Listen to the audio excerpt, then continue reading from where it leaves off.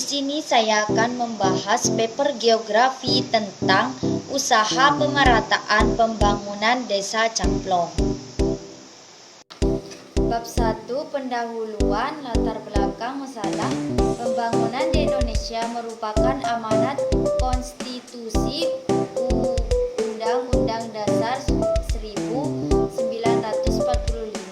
Ditegaskan bahwa tujuan negara Indonesia adalah untuk melindungi segenap bangsa Indonesia dan seluruh tumpah darah Indonesia, memajukan kesejahteraan umum, mencerdaskan kehidupan bangsa, dan ikut melaksanakan ketertiban dunia. Jalan satu-satunya untuk mencapai tujuan itu adalah pembangunan nasional yang meliputi semua aspek kehidupan, baik politik, ekonomi, maupun sosial budaya. Bahkan pertahanan keamanan bagi negara-negara berkembang seperti Indonesia. Pembangunan merupakan langkah awal yang dilakukan untuk tercapai peningkatan kualitas hidup masyarakat dan tersebarnya hasil-hasil pembangunan secara merata.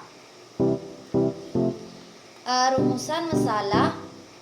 Berdasarkan latar belakang yang telah dikemukakan, kami merumuskan beberapa masalah yang akan dibahas dalam paper kami, yaitu 1. Apa konsep pembangunan Desa Camplong?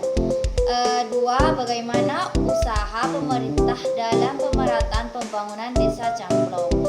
3. Bagaimana pembangunan kota serta interaksi Desa Camplong?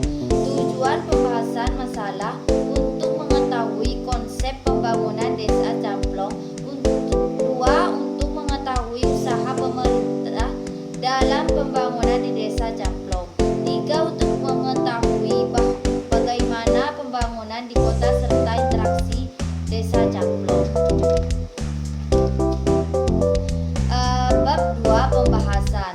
Pengertian pembangunan nasional. Pembangunan nasional merupakan rangkaian upaya pembangunan yang berkesinambungan yang meliputi seluruh kehidupan masyarakat, bangsa, dan negara untuk melaksanakan tugas mewujudkan tujuan nasional yang tercantum dalam pembangunan Undang-Undang Dasar 1945. Rangkaian upaya pembangunan tersebut memuat kegiatan pembangunan yang berlangsung tanpa henti dengan menaikkan tingkat kesejahteraan masyarakat dari generasi pelaksanaan upaya tersebut. Dilakukan dalam konteks memenuhi kebutuhan masa sekarang tanpa mengurangi kemampuan generasi yang akan datang untuk memenuhi kebutuhan.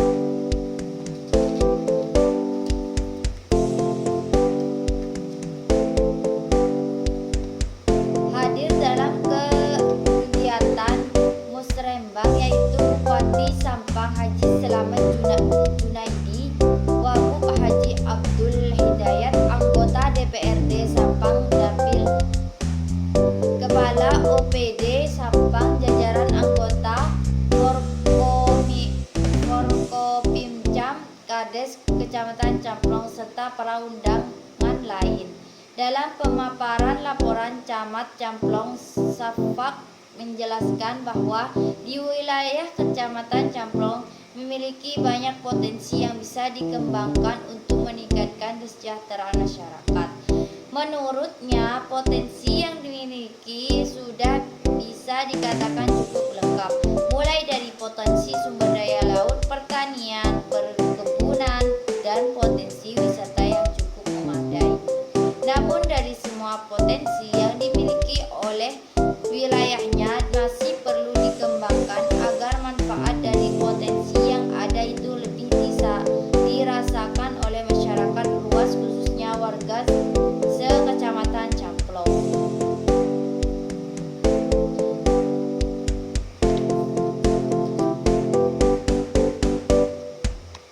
Dari potensi-potensi yang akan dikembangkan tentunya harus dibuktikan terlebih dahulu seperti mengembangkan potensi yang ada di desa masing-masing, sehingga dengan mengembangkan potensi yang ada di desa dan menyerap tenaga kerja warga sekitar. Kita contoh wilayah lain yang sudah mengembangkan potensi itu.